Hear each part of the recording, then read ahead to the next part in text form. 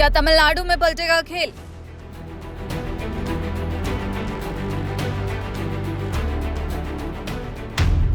विजय को समर्थन पर एआईएडीएमके का तंज।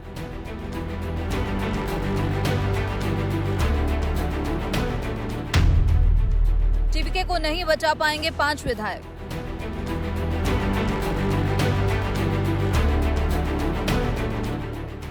विजय के सीएम बनने पर सस्पेंस अभी भी बरकरार है। तमिलनाडु में राजनीतिक हलचल तेज हो गई है। टीवीके के 107 एमएलए ने इस्तीफे की धमकी दी है। वहीं इसी बीच बड़ी खबर निकलकर सामने आ रही है कि एआईएडीएमके के राष्ट्रीय प्रवक्ता कोवई सत्यन का बड़ा बयान सामने आया है।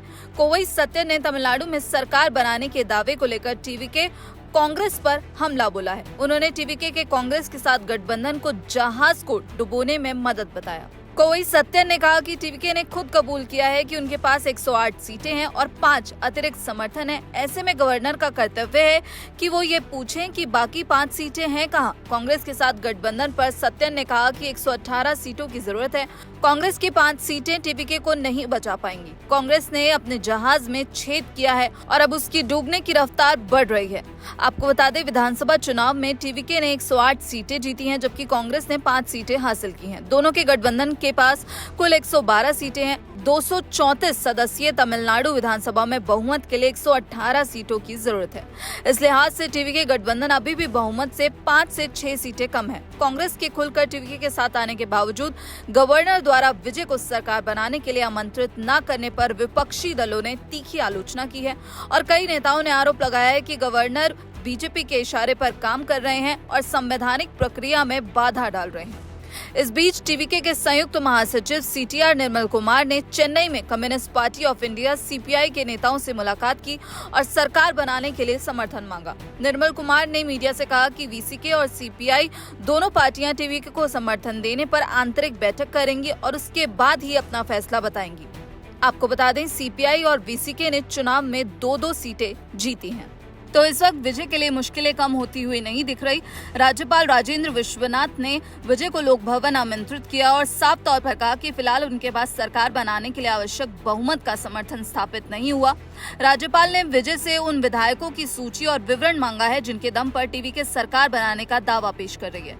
वहीं दूसरी ओर चर्चाएं ये भी हैं कि यदि डीएमके और एआईएडीएमके में से कोई भी सत्ता हथियाने की कोशिश करता है तो विजय अपने सभी 108 विधायकों के सामूहिक इस्तीफे का बड़ा कदम उठा सकते हैं। टीवी के बढ़ते प्रभाव ने तमिलनाडु की जो राजनीति है उसको पूरी तरह बदल दिया है। विजय को मुख्यमंत्री की कुर्सी तक पहुंचने से रोकने के लिए कट्टर प्रतिद्वंदी डीएमके और एआईएडीएमके के बीच नजदीकी बढ़ने की भी खबरें सामने आ रही हैं। सूत्रों के मुताबिक कार्यवाहक मुख्यमंत्री एमके स्टालिन ने पार्टी विधायकों को सूचित किया है कि एआईएडीएमके के महासचिव ने सरकार बनाने और विजय को रोकने के लिए समर्थन की पेशकश की है। ईपीएस ने राज्यपाल से मिलने का समय भी मांगा है। वहीं विजय के सहयोगियों विशेषकर वीसीके नेता थोल थिरुमावलवन और वामपंथी दलों ने राज्यपाल के रुख की तीखी आलोचना की। थिरुमावलवन ने आरोप लगाया कि राज्यपाल केंद्र की बीजेपी सरकार के दबाव में काम कर रहे हैं ताकि विजय के संवैधानिक अधिकार को बाधित किया जा सके। अब उनकी तरफ से मांग की गई है कि सबसे बड़ी पार्टी होने के नाते राज्यपाल को तुरंत विजय को आमंत्रित करना चाहिए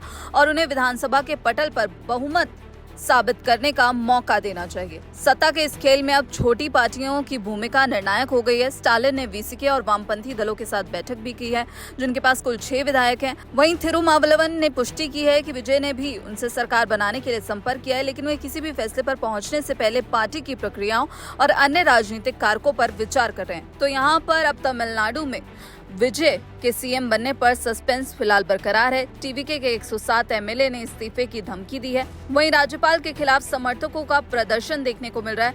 इस पूरे मामले पर और तमिलनाडु में जिस तरह से जो अब तस्वीर बनकर उभर रही है उस पर आप क्या कुछ सोचते हैं और यहाँ पर विजय के लिए जो मुश्किलें बढ़ती जा रही हैं उस पर आपकी क्या राय है, हमें कमेंट बॉक्स में जरूर बताइएगा। बाकी देश और विदेश की तमाम खबरों के लिए आप देखते रहिए दैनिक जागरण।